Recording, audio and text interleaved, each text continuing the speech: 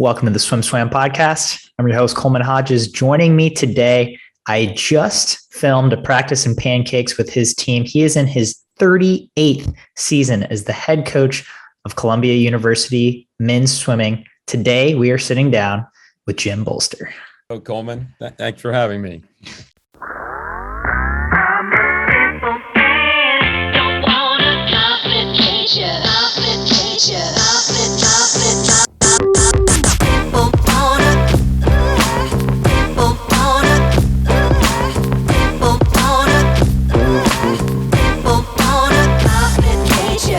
I just filmed practice with you guys, but then it came out and I got a lot of positive feedback from it. And they're like, dude, you gotta sit down with Jim because he's a legend.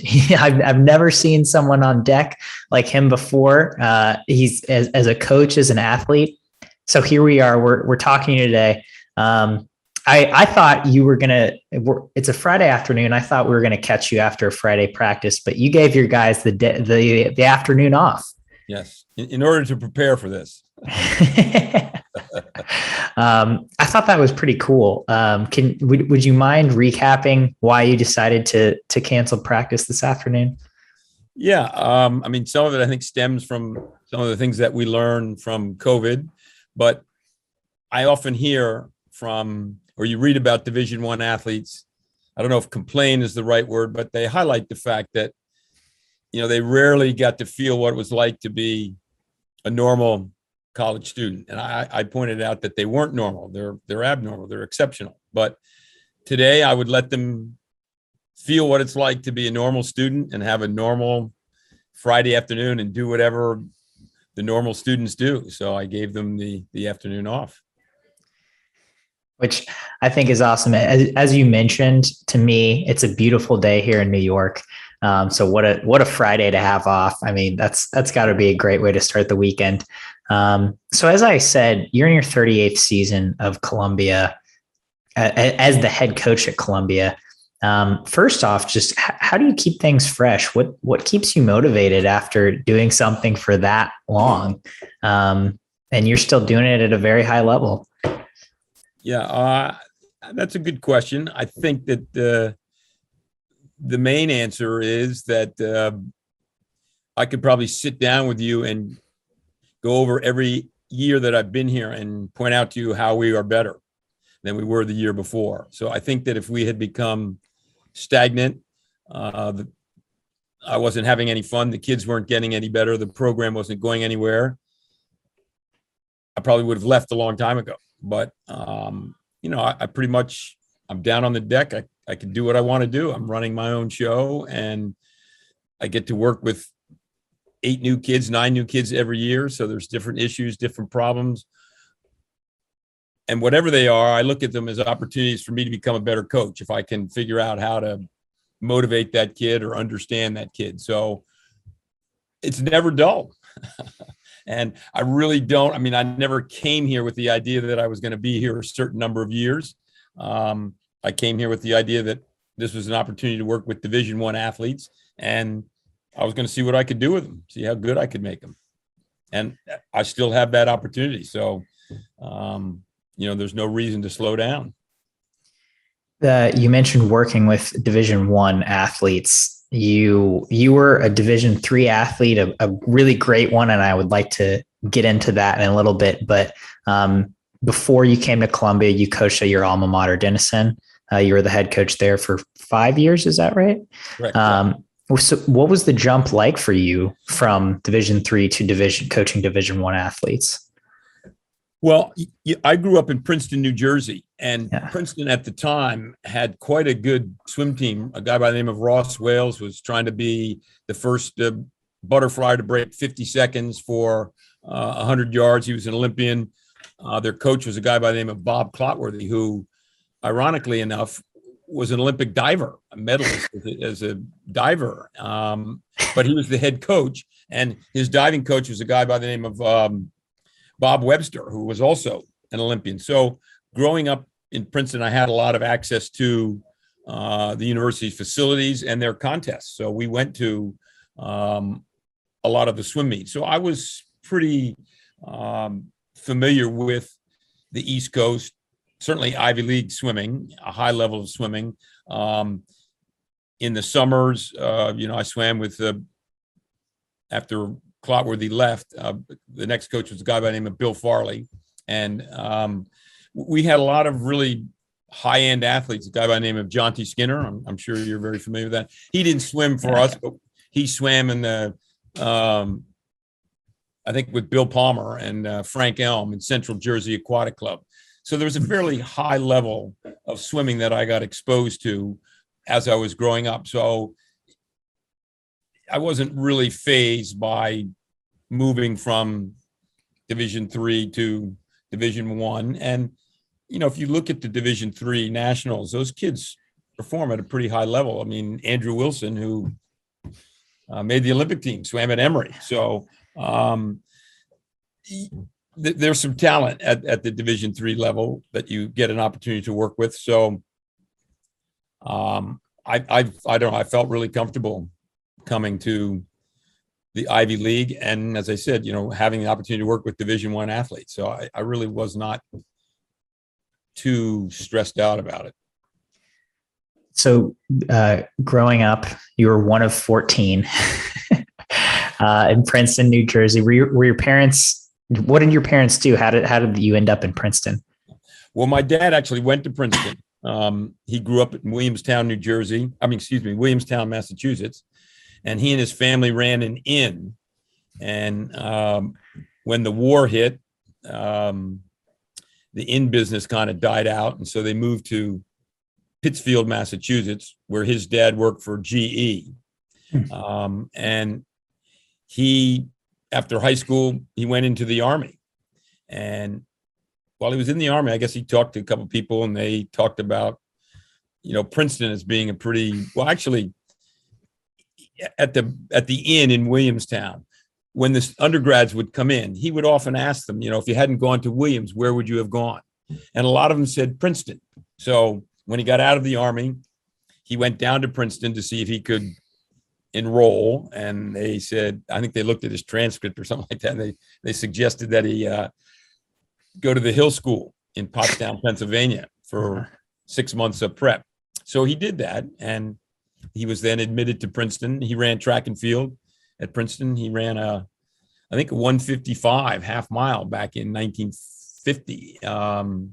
So he was a pretty good runner.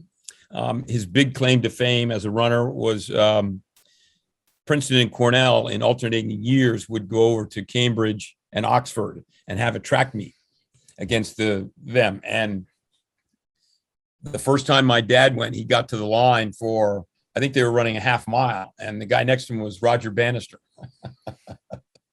And I asked him how it went. He said, slowly. But he was indebted to Princeton. So the day he graduated, he went to work for Princeton. He started in the Bureau of Student Aid. Then he worked in the admissions office. And then he got into development. And he was the director of annual giving for, I think, 37 years at Princeton. And my mom was, she went to Smith, and she was a big athlete at Smith. She played field hockey, I think basketball and lacrosse. And after 14 kids, she decided to take up triathlons, and she did triathlons for probably the next 35 years. I think the last one she did, she may have been 75, 80 years old. So, my parents were pretty good athletes, were very physical, very active. And I think they just passed that down, or they certainly encouraged their offspring to participate in whatever they wanted to. And we did, I can remember Saturdays doing ice hockey and wrestling and basketball. They let us do everything. And Princeton University at the time, we could use their facilities for free. We just walk in and sneak in sometimes. But, they were great venues for the 14 of us to go do whatever we wanted. And some ran track, some swam, some played basketball, some played soccer, lacrosse, field hockey. I mean, we did a wide range of events. No skiing. That was the one that we didn't take on. But other than that, we had access and opportunities to at least dabble in just about everything. So I think that that's where, a lot of us got our origins. I feel like it might have been almost easier with that many. It seems like you just could have made your own teams or your own team with the 14 of you. Well, we used to drive my dad nuts because he'd try to keep a lawn, and we had bases permanently etched in the yard that grass never grew. It was always dirt, from sliding or holding the base down. And we used to have all kinds of leagues long before the fantasy leagues. We had our own stuff, and we made, fences in the backyard were home run destinations. I mean, we had a lot of fun. And of course, with 7 brothers and 6 sisters, I could field a team in just about anything. No kidding. So that's awesome. That sounds like a great environment to grow up in. And so you end up, one way or another, you end up gravitating towards lacrosse, soccer, and swimming. So how do you end up at Denison in Ohio? Well, my oldest brother went there, and when he signed on to go, I'd never heard of the school. But when I was a senior in high school, me and 3 or 4 others of my good friends from Princeton High School, we all went out to visit him. And that was the first time I'd ever been on an airplane. So I was, 17 years old. We flew out there, and in my house growing up, we didn't have a TV until I was, 15, I think. But we weren't allowed to watch it during the weeknights. And at that time, Monday Night Football had started. And I guess we were visiting him on a Monday night, and we sat down to watch the game. And I was like, you got to be kidding me. You can do this in college? So then he took us to a class. And the class was, they were studying accents.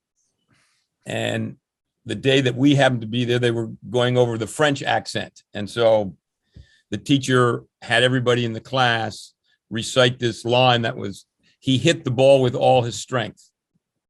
And we had to say it in a French accent. And the 4 of us were sitting there with my brother, and the teacher called on us. And I gave each one of us the opportunity to say, he hits the ball with all his strength. So I thought that was pretty cool too. So I just decided that would be a really cool place to go. And I ended up going there, and the 4 other guys that were with me on the trip all went there as well. So it was a good decision for us. Good unofficial, huh? Yeah, right. Back then. Right. And so to give some context to our listeners, you went to Denison. You were an NCAA Division III champion in the tuner fly, 6-time All-American. You were a 4-year letter winner in lacrosse, soccer, and swimming. So you got 12 letters. So what was, I think in today's collegiate landscape, that might be more unheard of or certainly more uncommon. Back then, was that a thing that a lot of people did, or were you unique in that regard? I think that was probably unique in that regard. I mean, there were a couple other guys at Denison who did 2 sports. There really wasn't anybody who did 3. And I would say, in the late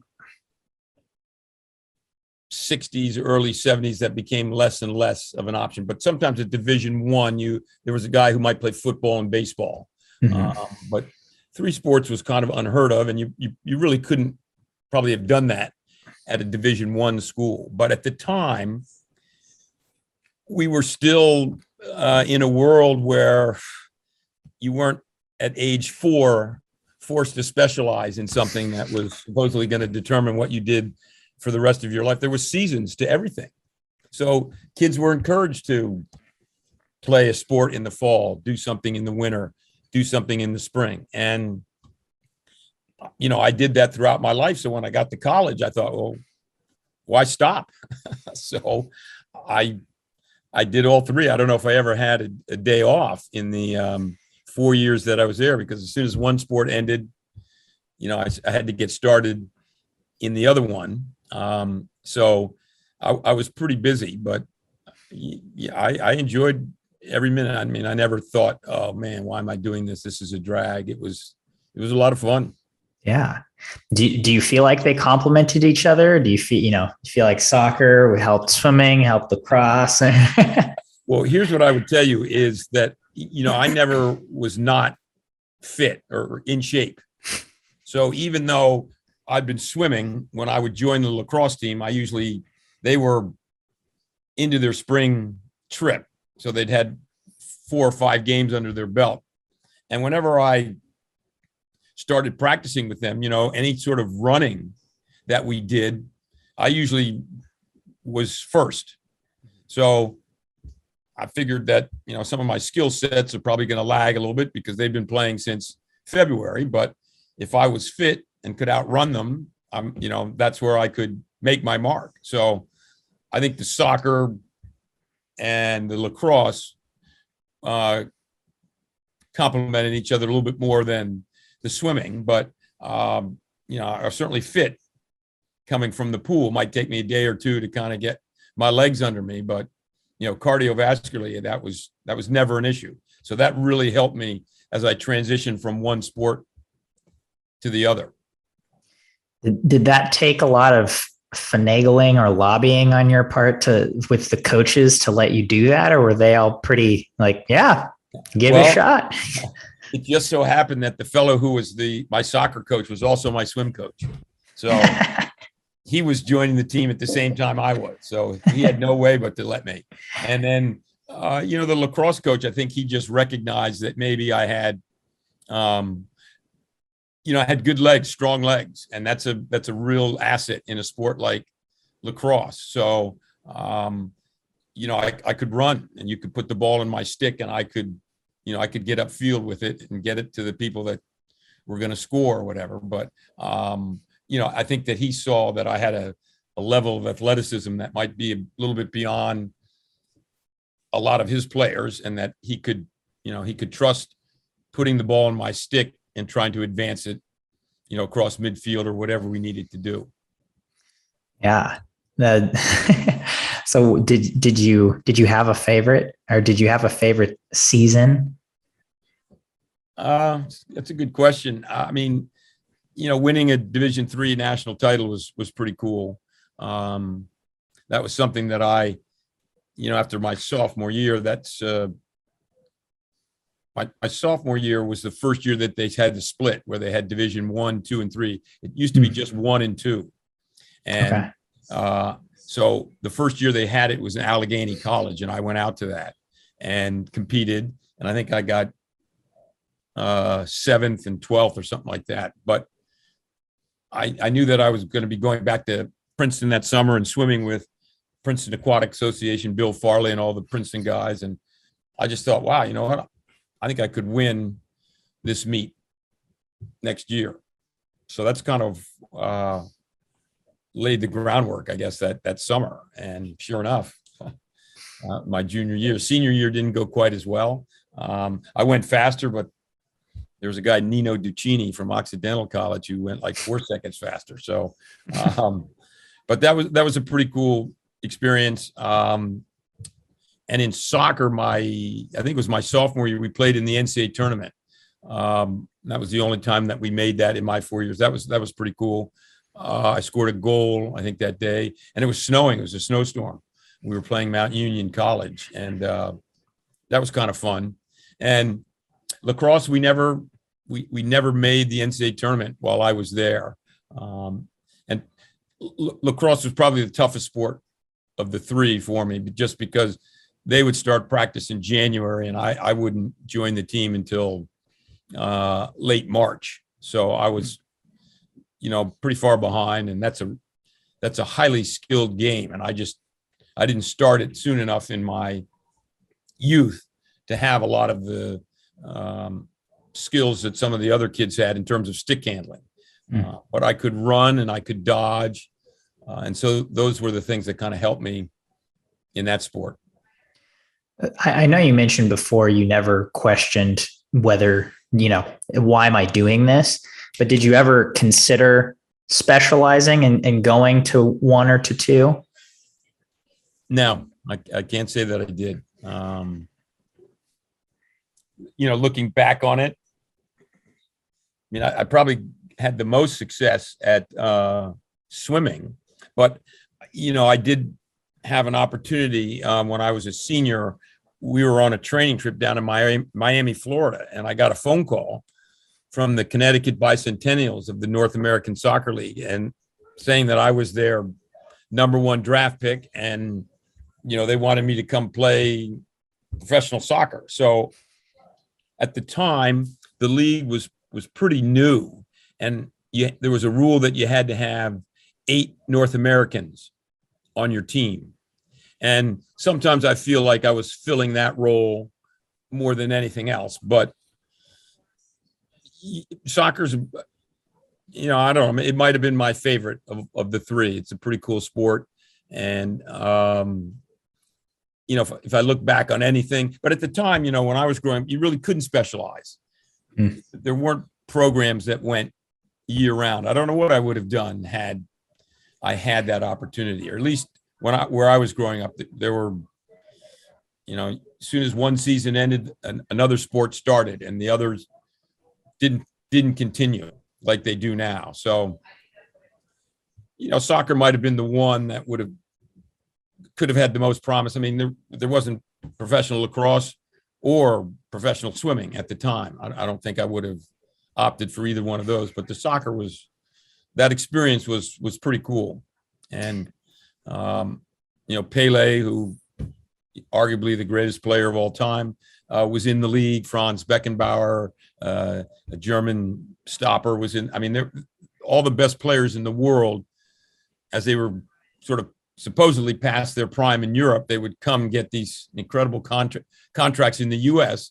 and play for these U.S. teams. So it's pretty cool to see all these guys and to kind of rub elbows with them. But I never actually played a game for the Bicentennials. We were terrible.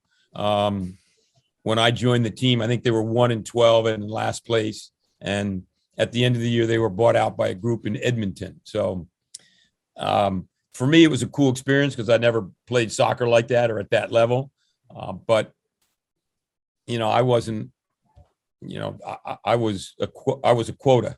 I was fulfilling the 8 North Americans.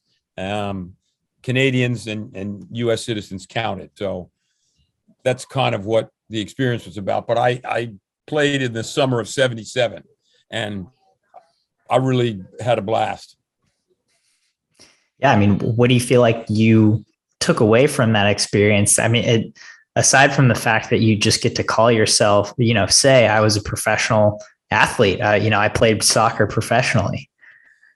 Yeah. I mean,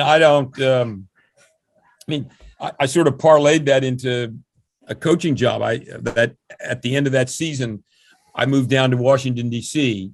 and was the assistant soccer coach at George Mason University.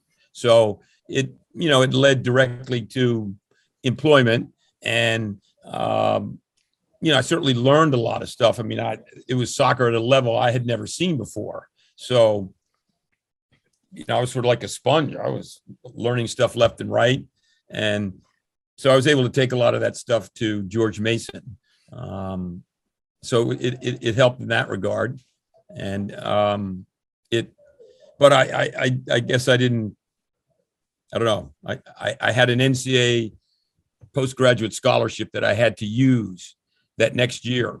So I kind of had to get out of coaching. I ended up going to the University of Michigan. But I needed to, if I wanted to use this postgraduate scholarship, I had to use it in the fall of '78. So, I stopped playing soccer and moved out to Ann Arbor and was in this program in higher education administration. And so you had played professional soccer, you had coached soccer, then you go get your master's. And then how'd you end up back on the pool deck as a coach? Well, while I was at Michigan, it was actually a PhD program, and I didn't like it at all. So I found out that I could get out after the master's. It would only be 2 years. So the summer after my first year, I think it was the summer of 79, I was home painting houses, just trying to make enough money to go back and finish the degree. And while I was at home, Denison University, I'm having trouble hearing you. my alma mater, called and said that there was a position in the dean's office for an assistant to the assistant deans, and would I be interested? And I called Michigan immediately and said, can I get credit for this? Because I didn't want to have to go back to school. But they said, no, but we think it would be, a really good experience for you. So I thought about it. And as I was thinking about it, the fellow who had been my soccer coach and swim coach, a guy by the name of Ted Barkley, had become the AD. And he and I used to joke about, when I played for him, that, if he ever became the AD, he would hire me as his swim coach. So sure enough, he became the AD. He got on the phone. He called me and said, would you be interested in this? And, I told him that I was also interviewing for this position in the dean's office. And so they combined the two, and they ended up offering me the job. I took them. And so at age 23, I was the head coach of the men's swim team at Denison University. Never had been mentored by anyone, never been I guess I was an assistant coach in soccer, but he said, here you go, do what you want. He just kind of, left me alone. And it was a great experience. I really had a blast. I was very familiar with the program. And I think the kids who were seniors had been freshmen when I was a senior. So I knew a little bit of the team, and I just knew the talent level, or I knew the talent level when I was there. And I felt like there was no reason why we couldn't be that talented, if not more. So he said, here you go. And he did his AD thing, and he let me do whatever I wanted to do as the coach. And I got $3,000 for it. And, but loved every minute of it.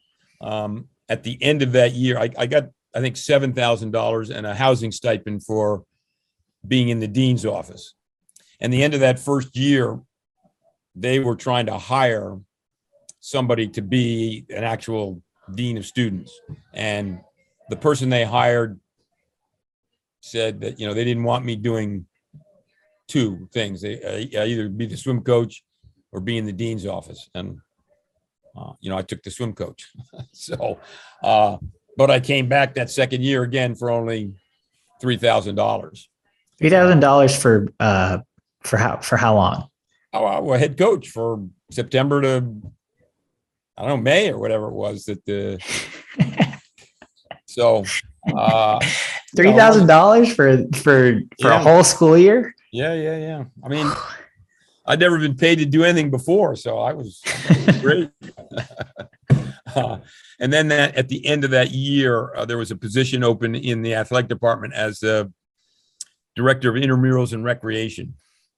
So I got that along with the swim coaching, but they paid like 16 for that. The swimming stayed at 3,000 for the whole 5 years that I was there. I guess it was considered part-time, but in conjunction with the position as the director of intramurals and recreation. I think when I left, I was making 19.5. All right. So that was a huge chunk of change for me. Yeah, no kidding. So in those 5 years, it's your first 5 years of coaching swimming ever. You're 23 to 28 years old. What are the big lessons you learned from being on deck for the first time as a coach? Yeah, well, I'll tell you, the very first lesson I learned is that it's rare that you will coach someone who does things the same way you did them. And, there were guys who, in my estimation, didn't work that hard. but they swam as fast, if not faster, than I ever swam. So I had to figure something out, that either I was going to drive myself nuts trying to make all these kids like I was, or figure out what made them tick. What was it about their approach to the sport, their approach to life? What did they want out of the sport? And once I, figure all that out, it was a lot easier, in that I was happier. I guess there were, if kids weren't at practice, it made me unhappy. And I had to figure out a way that I was going to be happy. And sometimes it meant that I dismissed them from the team. Other times, I just figured out, okay, well, even though I may not think he's working hard, he may think that he is.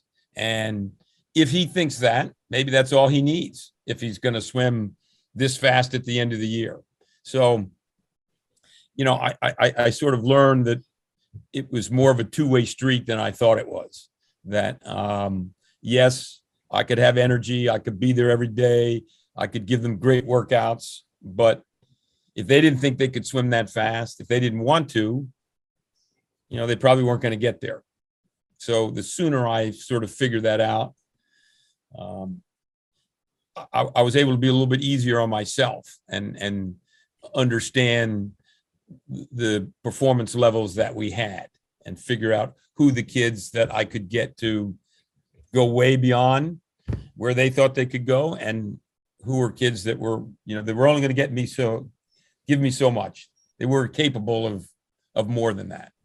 So, once I figured all that out, it got, it's never been easy, but, it became a lot more enjoyable for me. And I could, sort of have a better prediction of success rates than maybe I thought when I first started. I thought I could make everybody an All-American. And I thought we could win a national championship within 5 years. We got close, but it took another 30 years or something like that before Denison won, but they got it. They've got a couple now. That I feel like a lot of coaches, I hope a lot of coaches hear that, because it seems like a good lesson to learn, and something that it seems like people learn the hard way, or maybe never learn. Yeah. So you're 5 years at Denison, you go to Columbia. Let's talk about how you stay active now. I go to practice on last Friday, and you come in full cycle attire. You rode your bike there. You left and hit the road after the practice. So once you started coaching and stopped athletics as the main part of your life, what intrigued you? How did you stay fit, or how did you stay engaged with athletics or competition? Yeah, well, I think that, one of the things that I think about a lot is that, people accept aging as, we all age. There's no question about that. But I felt like if I could do something at a pretty high level at age 21, why couldn't I do it at age 22, 23, 24, 25, whatever? I felt like just because I might be working or my priorities had changed a little bit, I didn't feel like there was any physical difference between myself when I was 18 and when I was 35. Or even now. I still feel like I could, I don't think I can, or I'm going to try, but there's, other than the fact that I'm 66, I can't tell you that, I can't do something that I was able to do 30 years ago. So that's always been something that I guess I've thought about, why, when you're 80, should you not be able to get into a cab and go somewhere and enjoy a artwork or a movie or whatever, or travel? And so I felt like, those were, if I wanted to do all those things later in life, it would be really important to keep myself fit so that I could do all of them and enjoy them. And it happened to be that when I was at Denison, there was a gas shortage, pretty serious gas shortage in the country. And there were incredible lines for gas. And I was coaching a club team along with the team at Denison. And it was about 8 miles away. And I thought, well, okay, I'm going to save gas. I'm not going to sit in all these lines waiting for gas. I'll buy a bike. So I bought a bicycle and I started riding to and from the practices. And just about this time, the triathlon scene kind of exploded. And, I'd ride to the practice. I'd get there early. So I'd swim before the kids got in, or sometimes I'd swim the warm up with the kids. And then I was riding about 16 miles a day. I'd ride 8 miles through the practice and 8 miles back. How long is an 8 mile? How long did that 8 mile ride take? Back then, probably half an hour or something like that. I mean, 20 minutes. I don't know. I don't remember. I mean, I didn't know that much about cycling other than I enjoyed it. And so, I was doing about 16 miles a day. And then that summer, the Y that we used, they had a triathlon. So I entered it.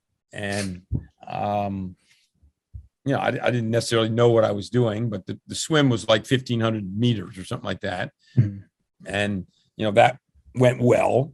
And then I got on the bike, and I don't remember how long the bike was, but let's say it was 20 miles or something like that. Well, for about 18 of it, I was leading. I had no idea what I was doing, but I was riding as hard as I could, sneakers, the works. And towards the end, some guy blows by me and I don't see him again. And he's all decked out. He's got a great looking bike. He's got all the gear. And so I thought, okay, well, I can see why that's happening. But I ended up getting into the transition to get on the run. No one else had passed me. So I was in second place. And I remember the first half mile, I was saying to myself, what the hell am I doing out here? This is horrible. The transition from the bike to the run. I'd never done anything like that before. And my legs felt like they weren't going to carry me another half mile. But I thought, well, I'll hang in there, see if it gets any better. And shortly it started to get better. And then I saw this guy who had passed me on the bike. And I came upon him and I said to him, I said, look, this has been a pretty cool experience. I don't know what you think. How about we finish together? And he said, yeah, all right. So we just started talking and we stayed together. And as we got towards the finish, he started talking about a trip to Hawaii for the winter. And he kind of sped up a little bit. And I thought, oh, wait a minute now. I feel like I probably did you a favor when I caught you on the run just to hang with you. And now all of a sudden we're 200 yards from the finish and you're going to sprint by me. So I picked it up and went by him and ended up winning the race. And it turns out that he was telling me that his girlfriend had promised him a trip to Hawaii if he won the race. Well, I didn't catch all of that. I just thought the winner gets a trip to Hawaii. So, but that was my first triathlon and I enjoyed them. So I did them for another, probably 15, 20 years. And, that was a great way to, stay in shape. And when I moved to New York City, I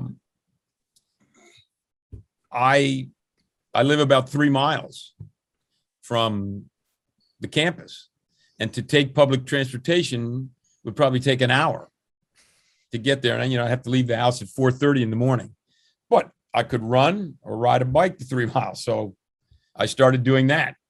The 3 miles in terms of a bike, that's not much, but running 3 miles over and 3 miles back at the end of the day, 6 miles a day.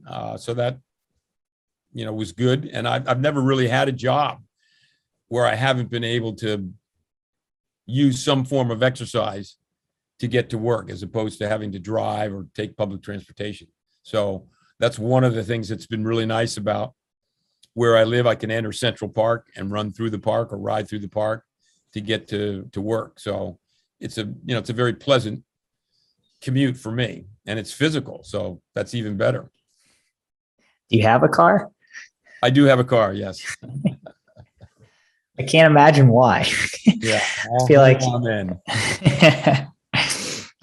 So what was the transition like from, team sports, kind of pretty engaging sports physically in terms of, a lot of coordination with soccer, with lacrosse, I guess swimming to a degree, and then triathlons, it's just, you have so much time, so much time in your head where you're just going. What, how did that go for you in terms of transitioning to that and doing it for so long? Well, I think my background as a swimmer probably was the key there. I mean, swimming's a pretty challenging sport, as you well know, mentally as well as physically. And the mental component of a triathlon is, you really you've got to dial in, you've got to figure things out. And having been a swimmer and following that black line and doing all those workouts, it was, I think, incredible preparation for being a triathlete. So, riding a bike for 2 or 3 hours, whatever, was not as challenging for me as it might be for somebody else, because I'd spent so much of my life in a pool with my head down, not hearing anything, following a black line for, 4 hours a day. So that was, it was pretty easy transition for me. And having done the other sports, running for soccer and lacrosse, I had a decent running background in that. I really wasn't a distance runner, but running was not a hard thing for me to do. I mean, it was that first time I got off the bike on the first race, but after that, you kind of got used to it. So I think being a decent athlete throughout my life helped me with the transition, even though athleticism isn't the number one requirement to be a good triathlete. I think being a good swimmer really is. But I had enough of a background that in those other sports that it helped me with, getting acclimated to a bike and running. So you're doing these triathlons, and as you said before, if I'm 22 and can achieve at a high level, why can't I do it at 35 or 40 or whatever? Which I love that mindset. I think I feel like I have a similar mindset of like, why. And like you said, if you want to do things like travel, like go up the stairs, go see a movie in your older age, it's important to stay fit, which I relate to as well. I have a similar mindset. I don't think I'm that old, but my question is that, why, what did you want to accomplish by still competing? Cause that's where I fall off. That's where I'm like, me personally, I don't have anything to prove. I don't want to achieve these athletic things at a high level because I did that and I got over it. What kept you going in competition? Well, I think that I mean, I'm fascinated by the human experience, and I want to know what the human body is capable of. I have no interest in climbing Mount Everest, yet I would love to, I think, be at 28,000 feet to feel what that is doing to my body. And is that something that I could tolerate or not? So I'm interested in the limits. What's my potential? So when I swam, I don't think I had the potential to be a 143 200 butterflyer, but I felt like I had the potential to win a Division III title and, go as fast as I did. So those are the things that I feel like I'm focusing on. I'm not really worried about what somebody else is doing. I'm trying to figure out what my body's capable of. Could I ride a bike at 25 miles an hour? There's some people who ride it at 32 miles an hour. Well, okay, I'll see very quickly that, holy shit, that's, I don't have that, but maybe I could ride it at 25, 26 miles an hour. So I've always been intrigued by my limits. What is my body capable? What am I capable of doing? Sort of figuring that out and then trying to achieve it. So I never really swam after college. I didn't, the sport's really hard. And I felt like I probably had tapped out my talent level, and it was time to, try something new. And, after a while with the triathlons, they got to be, really gear heavy. You had to have all kinds of equipment, and that really turned me off. I figured the best engine was whatever was in your heart, not having the ability to spend $3,000 on a set of wheels. So, I got into cycling, bike racing, and that was a lot of fun. And I think probably the best experience I had there was in 2007. I went over with a couple of guys and we rode 5 stages of the Tour de France. And, they were all climbing. They were all the mountain stages. And it was just, fascinating to be out there and see how fast you were climbing and realizing, no, these guys might be climbing at 8 miles an hour faster than you, but they had some help. No question about that. I have slowed down, considering I haven't competed in a long time. So now I just try to exercise for the value of it, in terms of health, but also, the way it makes me feel. I enjoy, the endorphins or whatever get going when you exercise. So, and it's outside, it's invigorating. So I find that's really helpful to my day and keeping my energy up. Yeah. And I feel like this is a perfect segue. I'm really curious. Your wife, Sharon Rose Kelly, is an exercise physiologist, and I'm really curious about how you guys bond over athletics, and what is the dynamic like between you and your wife in terms of how you guys talk about athletics? Yeah, well, she's one of 12. So right. She's from a big family. She has 9 or 8 sisters, so it's female dominated. But Sharon was a volleyball player. She played collegiately on a scholarship, and we met doing triathlons. I gave her a ride to the first triathlon that we did together. She sat in the back seat. I sat in the front seat, and I had my window down, so the wind, I guess, was blowing her hair, and she thought, man, this guy's a jerk.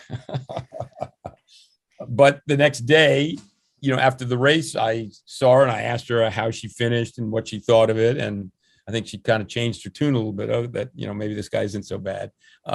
So we struck up a friendship then. And she didn't have too much of a swimming background, although she was a lifeguard and swam a lot. She'd never been a competitive swimmer.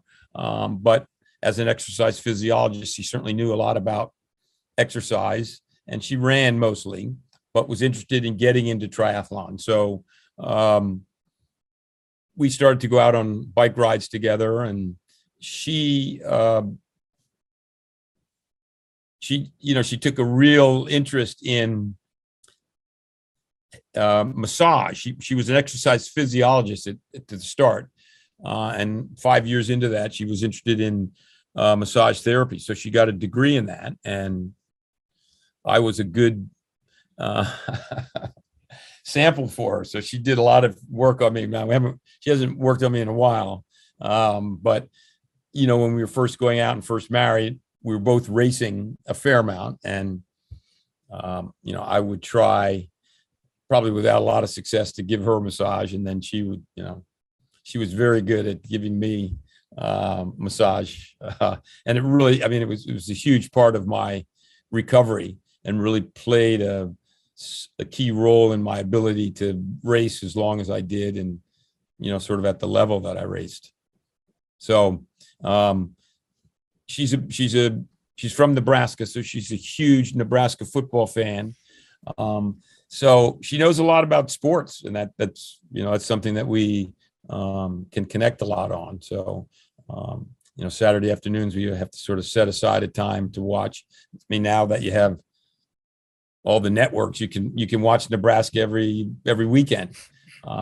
So yeah, there are a lot of things that we're able to bond over.